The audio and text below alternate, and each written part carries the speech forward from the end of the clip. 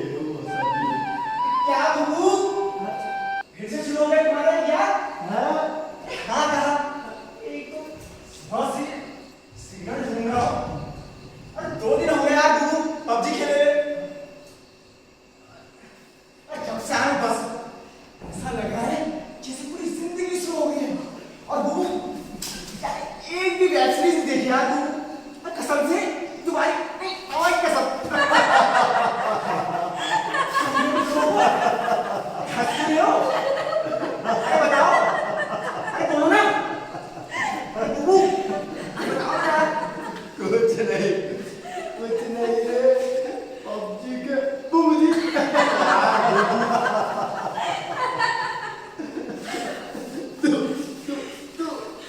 तू यही बैठ, मैं सुनाता हूँ तुझे कुछ तेरे सारे गेम, तेरी सारी कहानियों से अच्छा एक लौटा। नहीं यार गुरु, तुम तो रहने ही दो, वही किसी की कहानी सुनाते रहते हो यार तुम, बार-बार लोग गाथा कहेगा। अरे गुरु, इनमें ना गुरु वो नहीं है। क्या? अरे वो क्या? वो क्या? गुरु किक, अरे किक नहीं है इनमें। मैं देता हूँ तुझे किक। यार गुरु, अरे तुमसे ये नहीं होगा। बैठ तो मेरे सलमान खान। लोग बैठ गया, बताओ। और वो तेरा दोस्त कहाँ है? उसे भी बुला। कौन अनुपेंद्र? अबे अबे वो बचपन की बात थी, बड़ी आई गाने बजने वाली है।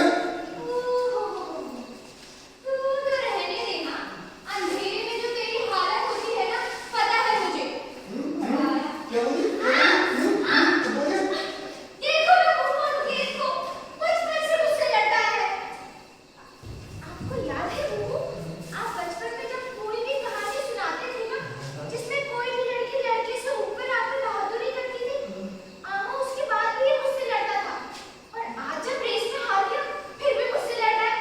बोले? अबे कुछ भी मत बोल सर। 2 दिन गाँव में आए हैं घूमने, खाली गुस्सा मत करा, नहीं तो दोनों एक तरह से गुस्सा तेरी सारी बहादुरी यही निकल जाएगी। क्या वो यार, ये आपकी गलती है। बेकार की कहानी सुना सुना के आपने इसका दिमाग खराब कर दिया है। अपने आप को बड़ा झांसी की रानी समझने लगी है।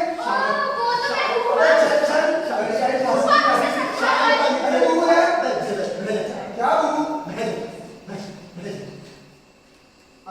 अभी इस गधे को समझा रहा था। अब तुझे क्या कह रहा था मैं इसे? हाँ, लोग का था जो हमारा सबसे बड़ा सच है इतिहास का, और झांसी की रानी के बराबर, और उससे बिल्कुल कम नहीं।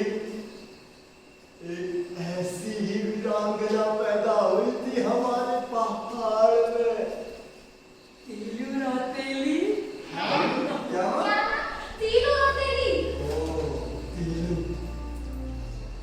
तीलू रौतेली, लोटवा देवी।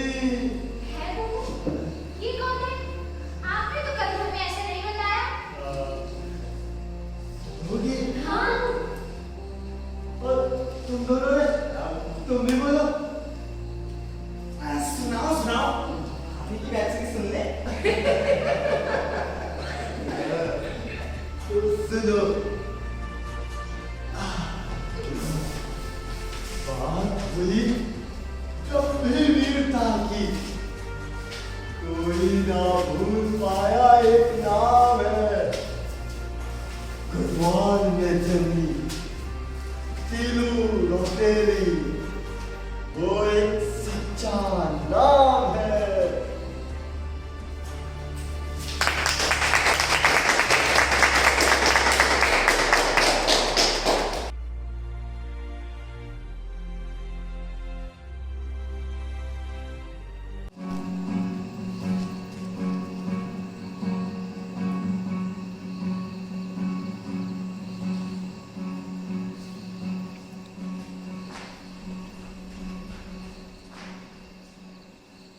सत्रहवीं शताब्दी, गांव गुरा, चौथपुर, पौड़ी गढ़वाल।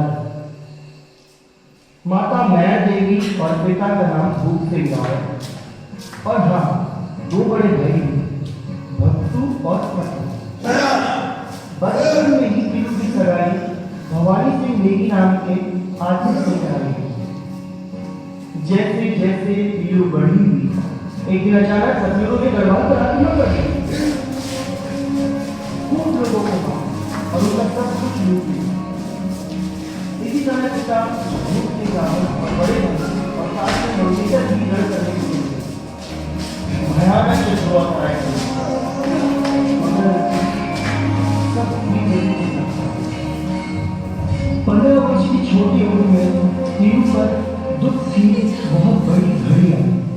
इस युद्ध के संताप से निकलने के लिए गांव में एक कौथिग लगाया है। कौथिग? ये क्या होता है? कौथिग मतलब मेल। ईजा, हमें भी जाना है कॉटेज में। छोटी सी टीलू ने भी माता से जाने की सब जिद करी, मगर माँ ने डांटा और चिल्लाई, टीलू, तुझे अपने पिता और भाइयों की बिल्कुल याद नहीं आती ना? जा, पहले अपने पिता और भाइयों की मौत का बदला ले, फिर जाना कौथिग। फिर क्या था? इस दर्द भरे स्वरों ने एक घायल शेरनी को जैसे जगा ही दिया। अपनी दो सहेलियों, मात्र दो सहेलियों के साथ एक नई सेना बनाई और बिंदुनी नाम के बैठे तीनों रण में कूद गई।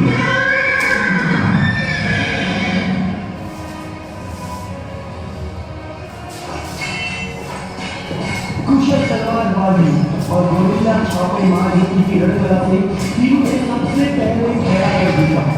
उसके बाद उनका सर मारे फिर भिड़ंत बहुत शत्रुओं से मुक्त कराया। ये वही समय है जब उसने अपने दोनों दोस्त खो दिए, मगर वो डगमगाई नहीं, आगे बढ़ी। चौखुटिया तक गढ़ की सीमा निर्धारित कर देवघाट को चल पड़ी। कलिंगा घाट फिर सराय खेत पहुंचकर शत्रुओं को गाजर मूली की तरह काट कर अपना बदला पूरा किया। मगर ये भी वही वक्त था जब उसने अपनी प्रिय घोड़ी बिंदुनी को भी खो दी। अजय तीनों शत्रुओं को परास्त कर फिर आगे बढ़ती चले गई। जब शत्रु जीत न सके तब उन्होंने छल का भी प्रयोग किया और शत्रु ने एक सैनिक राजू रजवार को उसके पीछे लगाया। तीनों की सेना तल्ला काम में शिविर बनाकर उठती थी। ये रात का समय था, सब आराम कर रहे थे। तीनों को उठनी नमाज नदी के तट पर अकेले ही स्नान किए। शत्रु के सैनिक ने मौका पाकर पीछे से तीनों पर वार किया। उसके रक्त से नदी का रंग लाल हो गया।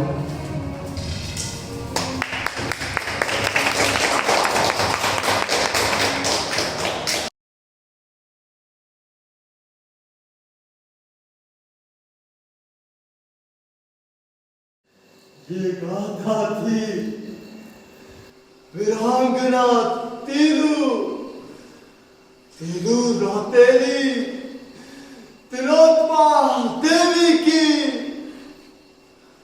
जिसने 15 वर्ष की आयु में 7 साल लगातार युद्ध कर शत्रुओं को परास्त किया। कहानी तो अच्छी थी यार, पर एक बात बताओ, कि जितनी भी लोग गाथा हैं, इनका कोई अस्तित्व है भी या नहीं? मेरा मतलब है कि ऐसा सच में कुछ हुआ भी होगा क्या? अच्छा सवाल है। ऐसा हुआ होगा या नहीं, ये तो एक बहस का मुद्दा है। पर हाँ, किसी न किसी मान्यता या सकारात्मक सोच के लिए इसकी आवश्यकता पड़ी होगी। अच्छा, तुम लोग बैठो बैठो, मैं आता हूँ अभी। बैठो बैठो।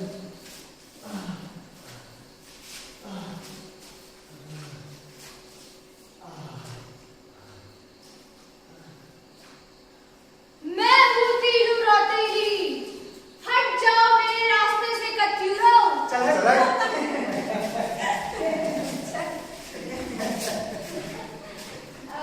वैसे कहानी तो अच्छी थी रंग के, लड़कियों के ऊपर नाच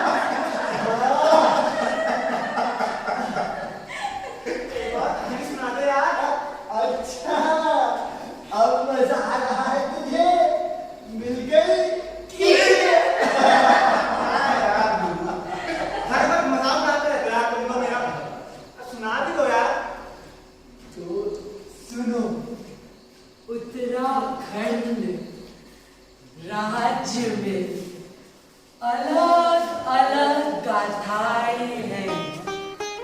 कुछ सच्चाई बताती है, कुछ वीरता दिखाती है और कुछ न्याय भी दिखाती है। प्रेम बसा है इन गाथाओं में, एक ऐसा प्रेम जिसे कोई हिला नहीं सकता, जिसे कोई डगमगा नहीं सकता। प्रेम का विश्वास देखकर चौंक जाए हर कोई। तो कहानी शुरू होती है तब से जब चंद्रवंश का शासन था। जी, मैं सही बता रही हूँ? हाँ। रामी रहती थी गांव में, उसकी सास भी साथ रहती थी, क्योंकि शादी के बाद उसका पति हुमायूं सेना में भर्ती होने के लिए दिल्ली गया हुआ था। रामी यहाँ अपने पति प्रेम है उदास से रहने लगी। सास बहू में बहुत प्रेम है। घर का काम सास करता और रामी गाय बकरियां चराती है। नजर रात में ही लगी रहती थी साहब, कभी तो उसका पति वापस आएगा। और यही हाल उसकी माँ यानी कि उसकी सास का भी था। जवान लड़के का इंतजार था। लगभग 11-12 साल बीत गए थे। अब तो मानो जैसे उम्मीद सी टूटने लगी थी, लेकिन रानी को विश्वास था। वो कहती थी, बुए, मुझे पता चल कि वो जरूर आला। एक दिन की बात है, मौसम गर्म दोपहरी था। प्रणाम। जीती रहे रामी, जीती रहे। रामी मगन होकर खेत में दिन भर काम कर रही थी।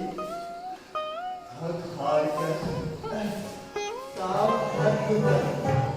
जब उसने इधर उधर नजर दौड़ाई तो पाया कि सब लोग घर जा चुके थे।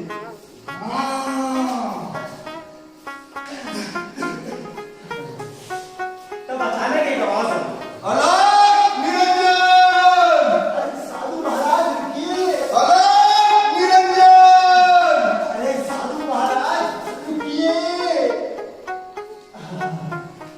अब आप सोच रहे होंगे कि ये कौन पधारे। अच्छा, मैं आपको थोड़ा और पीछे लेकर चलता हूँ। बुए, बुए, बुए, ले आइए बुए।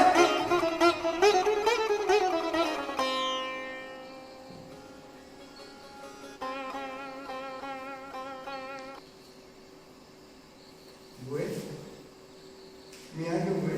पीरू, पीरू। लगभग 12 साल बाद जब रामी का पति घर पहुंचा तो उसकी मां की खुशी का तो ठिकाना ही नहीं रहा। दोनों मां बेटे खुशी से जैसे पागल हो रहे थे। मगर रामी को घर में ना देख उसने अपनी मां से पूछ ही डाला, बुए, रामी कब से हुए? देर से? मां थोड़ा सकपकाई। बेटे के पति प्रेम को देखकर तंज भी कसा। ये तक बताया कि तेरे ना होने पर रामी ही थी जो घर का सारा काम संभाल रही थी। और फिर अंत में मां ने बेटी से कहा, पीरू, तू 12 साल का टिक्का अच्छा, तेरे कोई खबर के लिए नहीं दिया। तेरे पता चल मेरा हाल क्यों नहीं गया? ये क्या लोग कल का बात बढ़ाना था, बोलना था कि पीरू कभी नहीं आया। जन करके एक मिलना मिल सवाल पीरू, दिन रात बेचारी तैयारी को मैं जा, मैं एक बात कोई कभी नहीं कहा, कोई कभी नहीं कहा।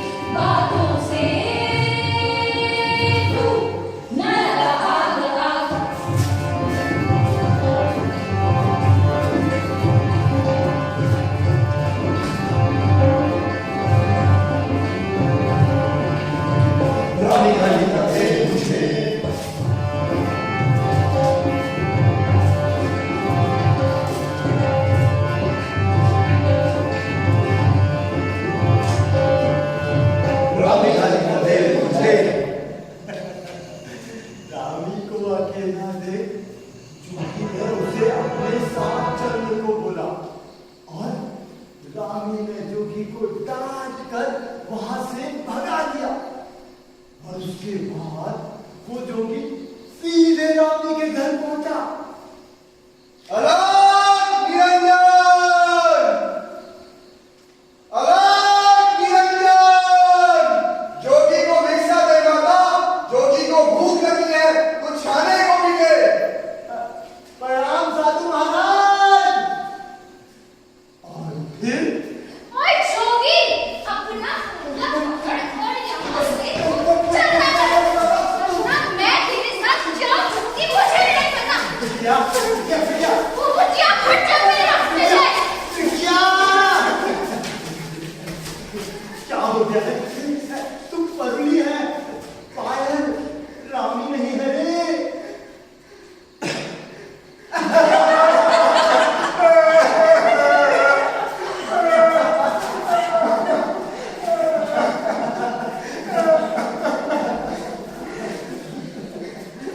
बुबू, एक बात पूछूं?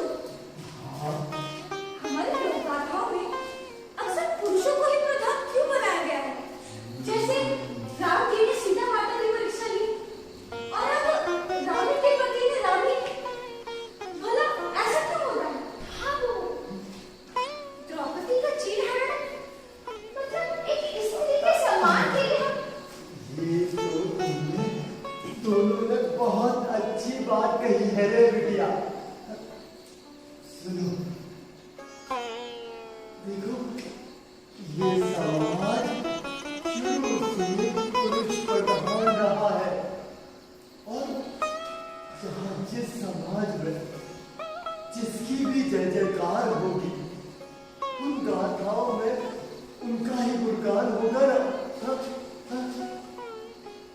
पर समय बदलने के साथ सभी में बदलाव आया है महिलाओं के लिए।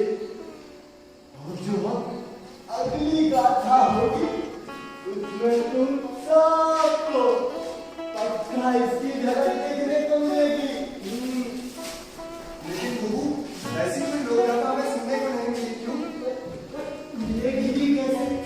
फुर्सत नहीं है तुम आजकल के बच्चों को उनके साथ बैठने की, उनके अनुभव जानने की।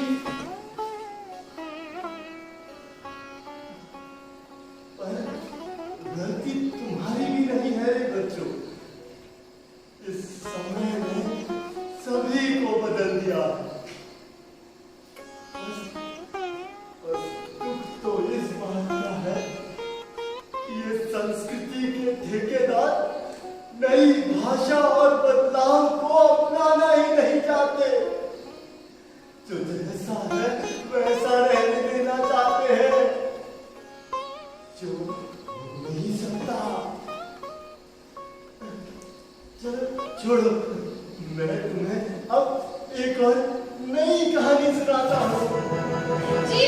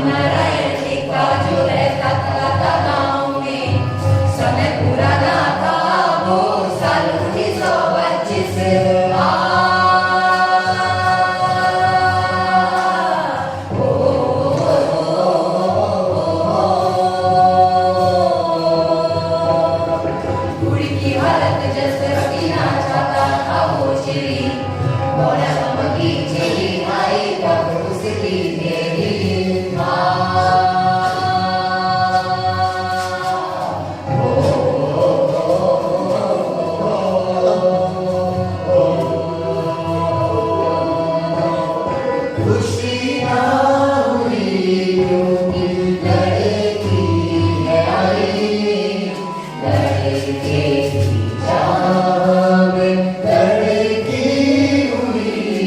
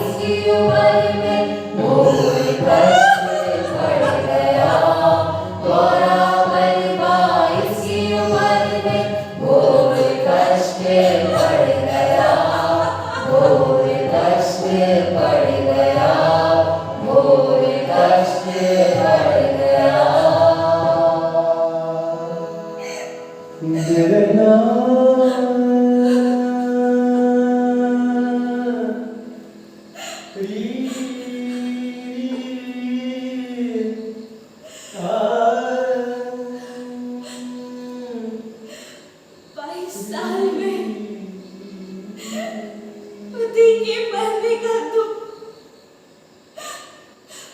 वो भी एक पुरुष प्रधान समाज में, कितना मुश्किल हो सकता है, ये मुझे किसी को भी बताने की जरूरत नहीं है। पहाड़ों की परिस्थितियां, यहाँ का मुश्किल जीवन और पति का ना होना, इन तीनों चीजों ने मुझे जैसे तोड़ ही दिया था। कोई बात नहीं रे बिटिया, चुप हो जा, चुप हो जा रे। जिंदगी तो नहीं रुकती ना, खुशी हो या दुख हो, ये जीवन चलता रहता है।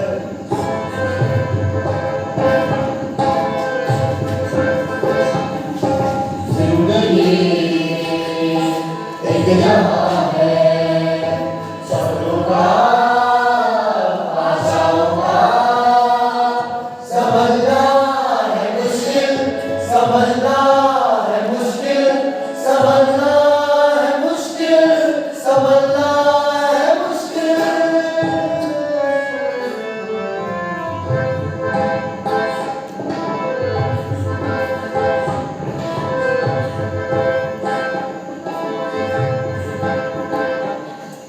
जिंदगी जीते हैं सब जहां में,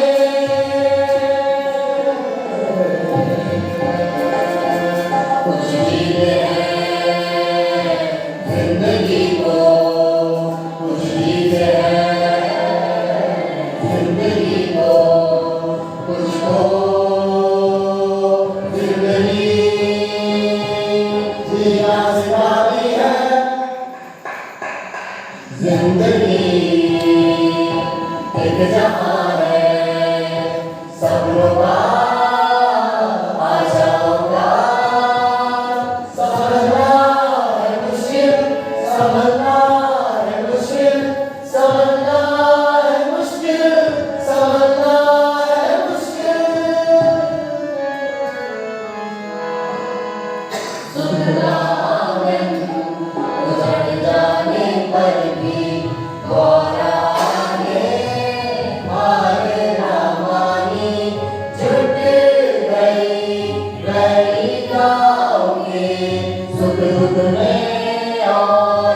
जंगल के पेड़ों को बचाने की नानी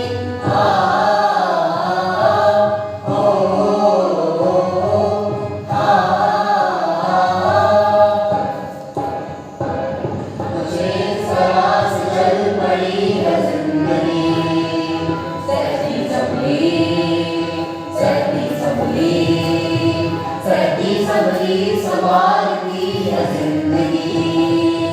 जब शुरू हुआ युद्ध चीन का भारत से, जब असर पड़ा इसका गाँव के गाँव में, फिर अलग नदी मार के गाँव को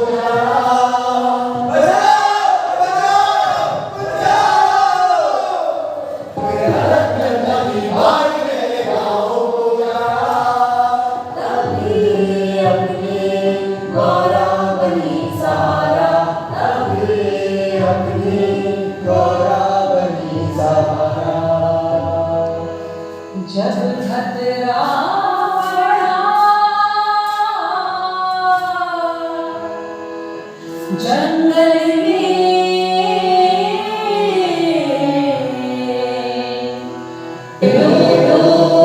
बचाने की ढाली, बताया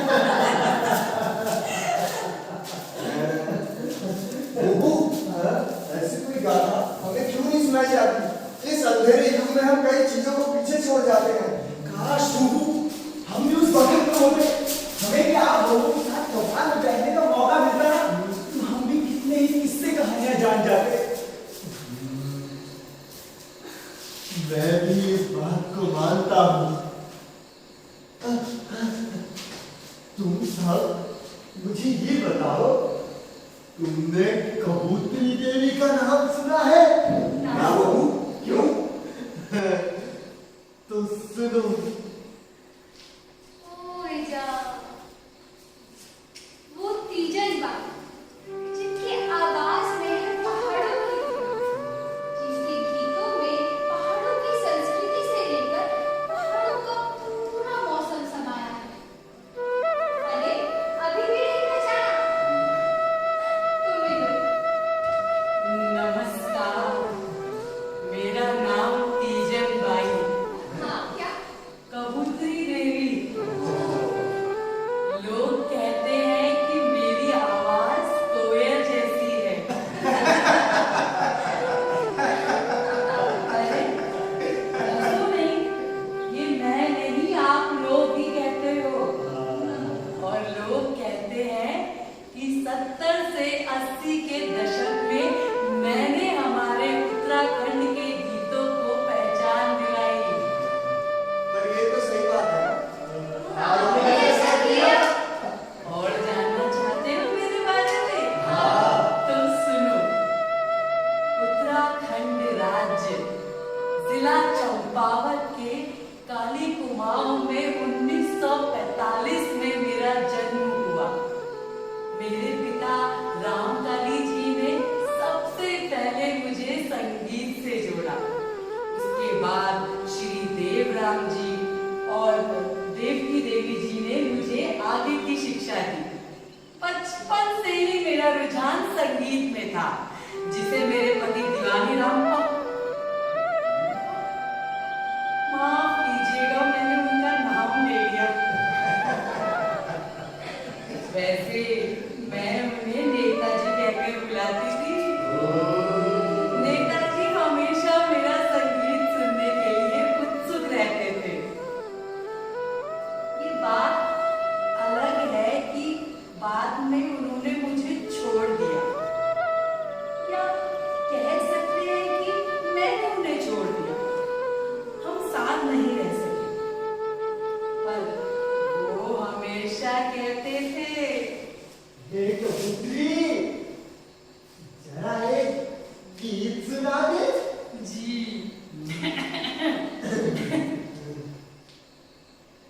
पहाड़ की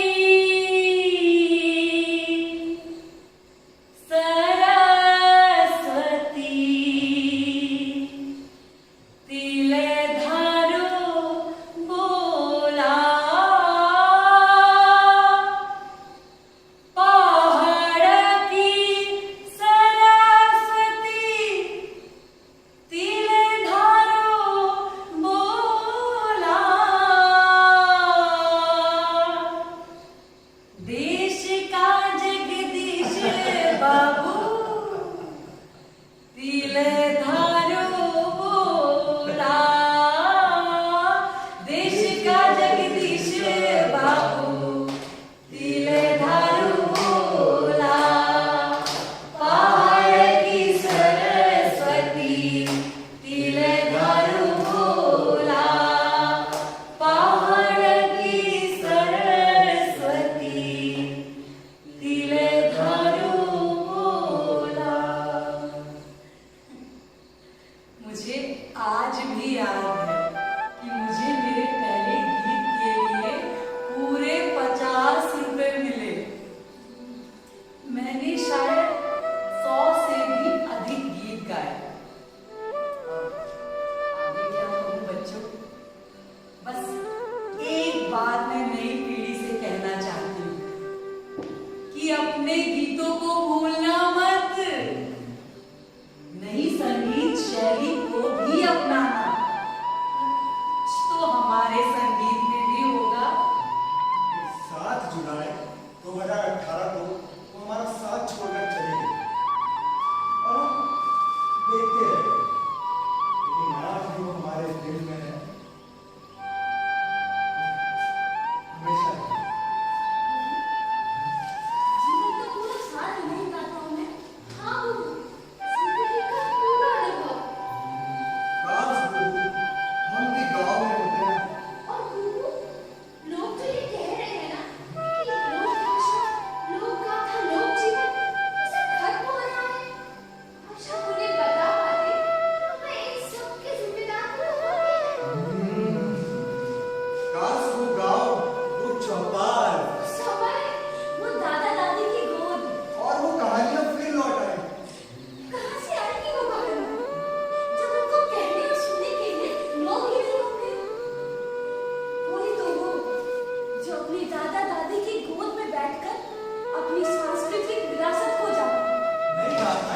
से आएंगे?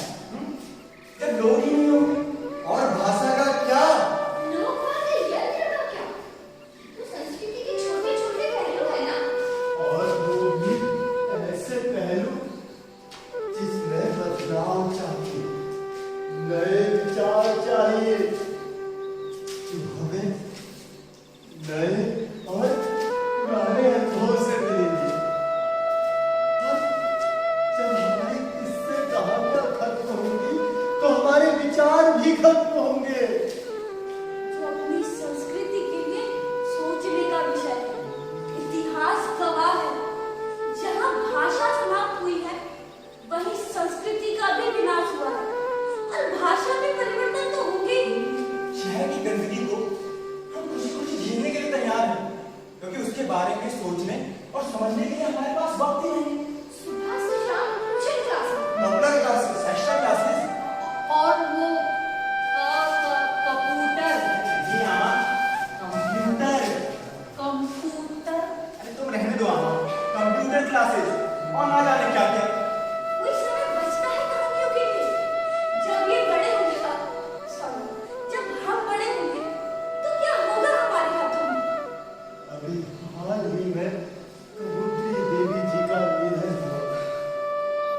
वो हमारे बीच में एक अनमोल रत्न थी। हो सकता है कि 50 या 100 साल बाद उनका ये काम अमर हो जाए, जो वो कहकर लिख कर गई। वो थी जो अपने आस-पास की समस्याओं को गाकर कहती थी। और हाँ, कोई भी गाथा या कहानी जो इस समाज के द्वारा अपनाई जाती है, वो गाथा लोक गाथा बन जाती है, जो अपने में पूरी है और अमर है।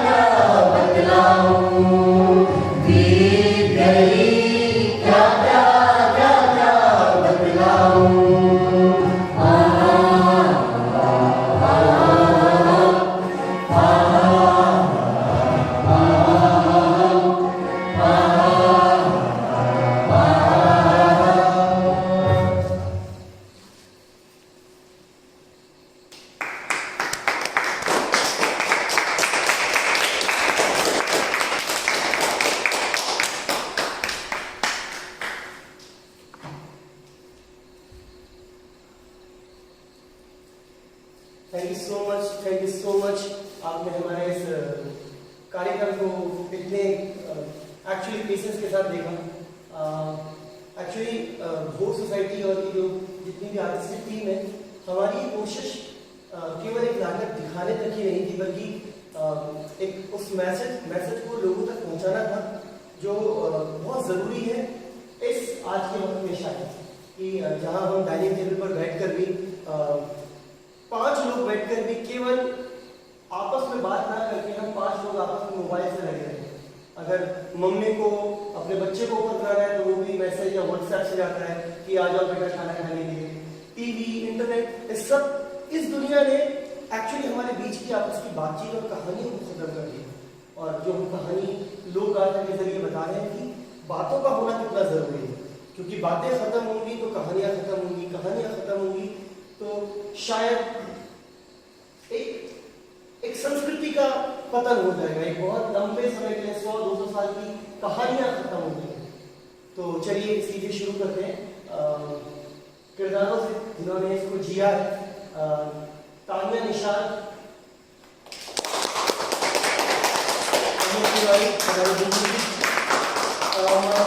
अम्मा,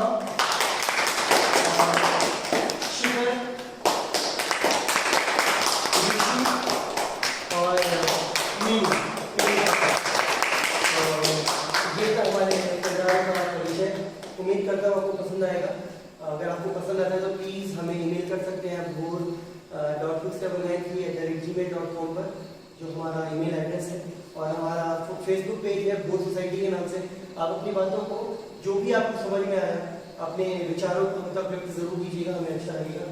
again thank you so much, thank you so much, thank you.